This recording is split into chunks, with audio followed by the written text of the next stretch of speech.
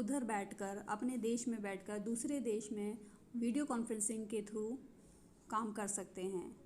जैसा कि अब हो रहा है, हमारे देश में कोरोना काल चल रहा है और लोग ऑफिस नहीं जा पा रहे लॉकडाउन की वजह से, तो वो घर बैठ के वर्क फ्रॉम होम जिसे कहा जा रहा है वो कर रहे हैं। घर बैठ के वह व्यवसाय भी कर रहे हैं, घर बैठ के वो बच्चों को पढ़ा भी रहे हैं, घर बैठ के बच्चे पढ़ भी रहे हैं, घर बैठ के आपके ऑफिस के काम भी चल रहे हैं। तो यह कहलाता है आपका वैश्विक नेटवर्क। ये इतना बड़ा नेटवर्क है, इतना बड़ा अंतर्जाल है कि आप देश के किसी भी कोने में हो, विश्व के किसी भी कोने में हो, आप दूसरे स्थान पर बैठकर एक दूसरे से साझा हो सकते हैं, आप काम कर सकते हैं, आप पढ़ाई कर सकते हैं, आप किसी का फॉर्म जमा कर सकते हैं, आप कोई फॉर्म भर सकते हैं, आप घर बैठे ऑनलाइन शॉपिंग कर सकते हैं, आप घर बैठे बैंक का कुछ काम कर सकते हैं, पैसों का लेन देन कर सकते हैं। तो ये सब आपका आता है वैश्विक नेटवर्क के अंतर्गत। ये बहुत बड़ी विशेषता है न्यू मीडिया की। अब बात करते हैं दूसरा, आभासी दुनिया। आभासी दुनिया का अर्थ है इंटरैक्टिव होना। आप दुनिया से मिल सक रहे हो, आप दुनिया से बोल चाल सक रहे हो।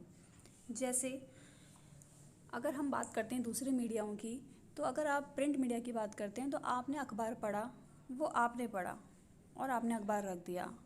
इलेक्ट्रॉनिक मीडिया की बात कर रहे हैं तो आपने टीवी पर न्यूज़ सुनी, कोई खबर सुनी, कोई कार्यक्रम देखा और उसे बंद कर दिया। उसे आप प्रतिक्रिया नहीं दे सकते। तुरंत प्रतिक्रिया देना भी चाहें तो उसमें समय लगेगा। अगर आप प्रिंट मीडिया की कोई खबर सुन के उसमें कोई त्रुटि है या कोई प्रतिक्रिया देना चाहते हैं तो आप प्रिंट मीडिया को तुरंत प्रतिक्रिया नहीं दे सकते। परंतु न्यू मीडिया में ऐसा नहीं है। न्यू मीडिया में आप तुरंत प्रतिक्रिया दे सकते हैं। ये सुविधा इसमें शामिल है कि अगर आप मोबाइल पर या अपने लैपटॉप पर या कंप्यूटर पे कोई खबर देख रहे हैं, कोई ऐसा कार्यक्रम सुन रहे हैं या देख रहे हैं, तो आप उसमें अपनी प्रतिक्रिया उसी समय तुरंत दे सकते हैं। आप अपने तर्क वितर्क रख सकते हैं। ये सुविधा आपकी आभासी दुनिया के अंतर्गत आती है, जिसे हम इंटरैक्टिव भी कहते हैं। जैसे इसके उदाहरण हुए हमारे, जैसे फेसबुक हैं, ब्लॉग हैं, वेब पोर्टल्स हैं इत्यादि। इन सब पर उपभोक्ता जो हैं, जो खबरें पढ़ रहे हैं या जो भी समाचार या कोई भी बात अगर वो पढ़ रहे हैं, कोई वीडियो देख रहे हैं, तो वो उसका फीडबैक तुरंत व्यक्त कर सकते हैं। उनको ये सुविधा उपलब्ध है। इसके बाद है हाइपर टेक्सचुअल। हाइपर टेक्सचुअल से अर्थ है कि हाइपर टेक्सचुअल एक ऐसी सुविधा है जो कि सिर्फ न्यू मीडिया पर ही उपलब्ध है, ये किसी और मीडिया पर उपलब्ध नहीं है। हाइपर टेक्सचुअल से अर्थ है कि अगर आप किसी विषय के बारे में कोई जानकारी लेना चाहते हैं, पढ़ना चाहते हैं, सुनना चाहते हैं या देखना चाहते हैं, तो आपको एक टेक्स्ट मौजूद होता है, दिया जाता है, जो कि आप अपने सिस्टम पर, अपने लैपटॉप पर, कंप्यूटर पर या मोबाइल पर, किसी पर भी वो टेक्स्ट आप टाइप करते हैं, तो उस टेक्स्ट से टाइप करते ही उस विषय से रिलेटेड सारी खबर, सारी इन्फॉर्मेशन आपके पास विस्तार पूर्वक आ जाती है, पेज बाय पेज। आप आराम से तसल्ली से उस खबर को, उस जानकारी को पढ़ सकते हैं, सुन सकते हैं, देख सकते हैं। तो ये सुविधा सिर्फ और सिर्फ हमें न्यू मीडिया में ही उपलब्ध है, जिसे हाइपर टेक्सचुअल कहा जाता है। फिर है अंतर्क्रियाशीलता। अंतर्क्रियाशीलता से अर्थात है कि न्यू मीडिया में जो भी आप चीज़ें आप देखना चाहते हैं, सुनना चाहते हैं, वो एक दूसरे से जुड़ी है, वो एकीकृत है, इंटीग्रेटेड है एक दूसरे से। उदाहरण के लिए जैसे कंप्यूटर है, एंड्रॉयड है, आपके स्मार्टफोन आदि, ये सब मल्टी उपयोग कर सकते हैं।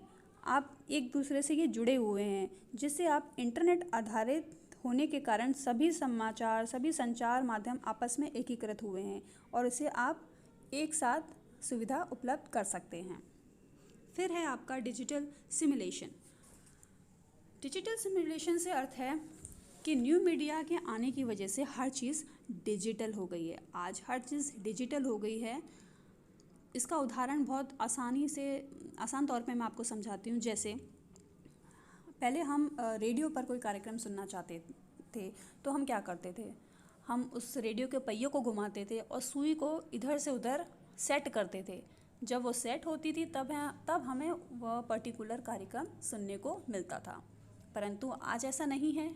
आज हम क्या करते हैं, आज हम अपने मोबाइल फ़ोन पर पर्टिकुलर डिजिट टाइप करते हैं, जैसे 97.5 FM, और हमें उस पर्टिकुलर स्टेशन का कार्यक्रम सुनने को मिलता है।